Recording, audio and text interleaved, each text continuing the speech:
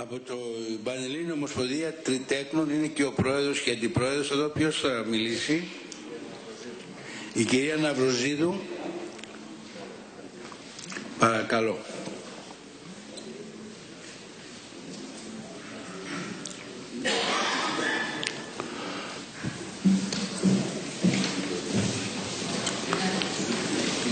Έχετε το λόγο για 5 λεπτά, κυρία Ναυροζίδου. Ευχαριστώ πολύ. Καλή σας ημέρα.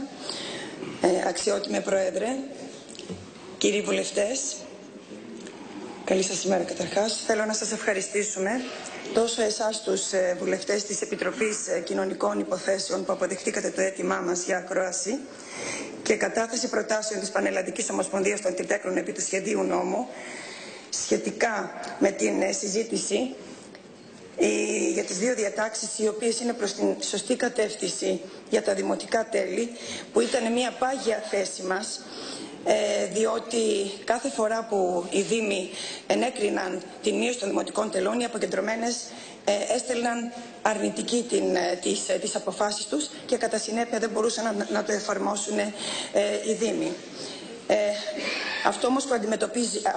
Αυτό όμως που θα ήθελα να τονίσουμε είναι οι προτάσεις μας, οι προτάσεις σχετικά της μεγάλης οικογένειας των γονέων με 3 τέκνα, που εδώ και μία δεκαετία αγωνίζεται να πείσει την πολιτεία, τις κυβερνήσεις διαχρονικά, να αντιμετωπίσουν το σοβαρότατο δημογραφικό πρόβλημα που για μας και όχι άδικα είναι το μείζον ζωτικό εθνικό πρόβλημα. Πολύ συνοπτικά και ίσως ορισμένα στοιχεία να είναι γνωστά σε ορισμένους από εσάς, για 6η συνεχόμενη χρονιά οι θάνατοι υπερτερούν των γεννήσεων. Είναι στοιχεία της Ελστάτ. Ο δείκτης γονιμότητας να έχει κατρακυλήσει στο 0,95 και για πρώτη φορά το Εθνικό Κέντρο Κοινωνικών Ερευνών κρούει τον κόδωνα του κινδύνου για μη αναστρέψιμη πορεία συρρίκνωσης του πληθυσμού της πατρίδας μας με αυτόν τον δείκτη και την αρνητική δυναμική του. Οι επιπτώσεις πολλαπλές και σε πολλούς τομείς. Στο ασφαλιστικό, στο συνταξιοδοτικό, στη στελέχωση, στο εργασιακό, η γύραση του πληθυσμού είναι ραγδαία, η αύξηση του κόστους στην περίθαλψη και η μείωση της ανάπτυξης. Η πηγή στερεύει, μόλις 15% του πληθυσμού είναι ηλικιών από 0 έως 14 ετών, ενώ αντίστοιχα το ποσοστό της ηλικίας των 65 ετών έχει ξεπεράσει το 24%. Έπρεπε το δημογραφικό να έχει αντιμετωπιστεί από εχθές, όπως κατ' επανάληψη το έχουμε πει και το έχει τονίσει και ο καθηγητής και πρώην Υπουργός ο κύριος Δρυτάκης Μανώλης. Κύριε Πρόεδρε, κύριοι βουλευτές, και εμείς σαν χώρα τι κάνουμε? Τιμωρούμε τις οικογένειες με τα παιδιά? Τα παιδιά έγιναν τεκμήριο.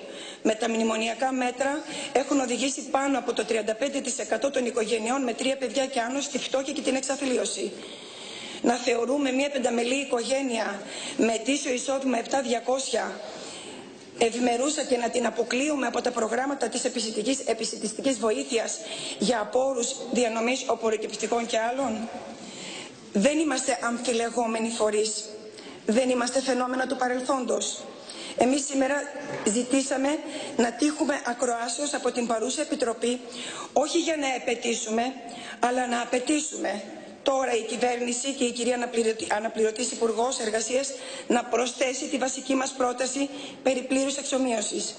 Δεν μπορεί να προηγείται το νομοσχέδιο που και επίγον δεν είναι και προσβάλλει τις αξίες παραδόσεις ήθη εντός των οποίων το θεμέλιο της ελληνικής κοινωνίας μας, η οικογένεια, έχει γαλουχηθεί και ανατρέφει τα παιδιά της. Προτείνουμε λοιπόν την τροποποίηση του άρθρου 1 του νόμου 1910 ως εξής.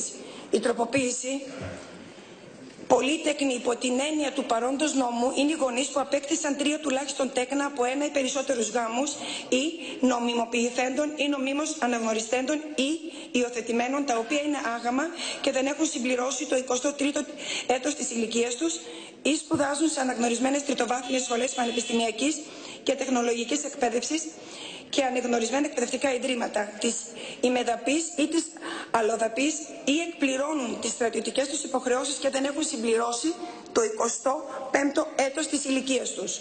Στους γονείς αυτούς συνυπολογίζονται και οι γονείς με 3 τέκνα, οι οποίοι κατά την εφαρμογή του παρόντος νόμου έχουν 3 τέκνα ζώντα ανεξαρτήτου ηλικίας.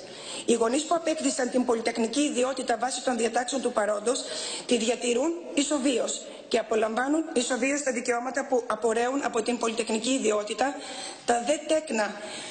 Τα δε τέκνα τους προστατεύονται και απολαμβάνουν των δικαιωμάτων των τέκνων πολυτέκνων όσο διαρκεί η πολυτεχνική ιδιότητα έστω και του ενός γονέα.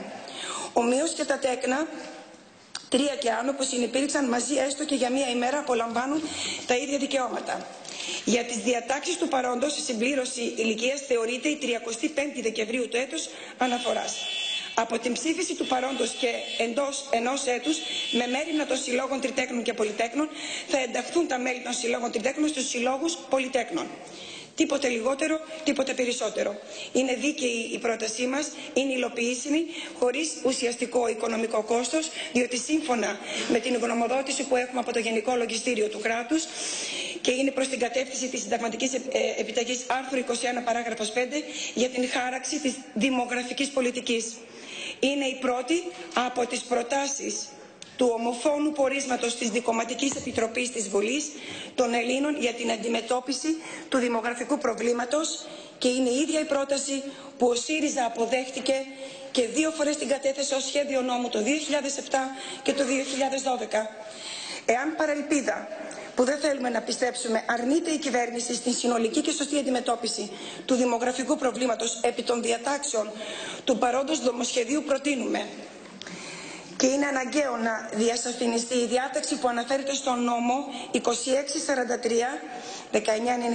ότι δικαίωμα έχει ο γονέας ή και το τέκνο τρίτεκνης οικογένειας ανεξαρτήτως εάν υπάρχει προστατευόμενο τέκνο. Διότι σε αντίθετη περίπτωση είναι δώρον-άδωρον. Εάν γίνει αναφορά στο νόμο 3454 του 2006, τότε εάν έστω και ένα τέκνο δεν είναι προστατευόμενο, δεν είναι δικαιούχος ούτε ο γονέας ούτε και το τέκνο. Υπάρχει επ' αυτού μια γνωμοδότηση από το Νομικό Συμβούλιο του Κράτους, είναι η απόφαση 141. Επίσης, στο νόμο 1910 του 1944 να τροποποιηθεί η παράγραφος 3, άρθρο 1, ώστε να έχει εφαρμογή για όλες τις κατηγορίες των δημοσίων υπαλλήλων του δημόσιου τομέα και νομικών προσώπων δημοσίου δικαίου. Διότι αυτή τη στιγμή ισχύει μόνο για διοικητικούς υπαλλήλους, δηλαδή να επεκταθεί σε όλες τις κατηγορίες των δημοσίων υπαλλήλων. Κυρία Ναυροζίδου, πρέπει να συντομεύσετε λίγο, αν τα έχετε γραπτά αυτά σε μορφή υπομνήματος. Ένα λεπτάκι και ολοκλήρωσα. Σας ευχαριστώ πάρα πολύ. Στο άρθρο 21, η πρόσληψη ορισμένου χρόνου να προσταθούν και οι γονείς με 3 τέκνα και τα τέκνα αυτών με τις αυτές προϋποθέσεις που ισχύουν για τους πολύτεκνους. Σήμερα ισχύει μόνο η πρόσληψη μερικής απασχόλησης 3μηνης και 5μηνης. Τελειώνοντας λοιπόν, θα ήθελα να είμαι σε θέση, βγαίνοντας λοιπόν από το ναό της Δημοκρατίας, από την Βουλή, να ανακοινώσω στην μεγάλη οικογένεια, στην οικογένεια των γονέων με 3 τέκνα, ότι επιτέλους το Ελληνικό Κοινοβούλιο και η κυβέρνηση ανοίγει μια χαραμάδα πραγματικής ελπίδας ότι το 2016 θα είναι το έτος του δημογραφικού προβλήματος και της έμπρακτης στήριξης της ελληνικής οικογένειας από την πολιτεία. Σας ευχαριστώ πάρα πολύ και ελπίζουμε να βγούμε κερδισμένοι από αυτήν την σημερινή παρουσία μας. Ευχαριστώ. Και εμείς ευχαριστούμε την κυρία Ναυροζίδου.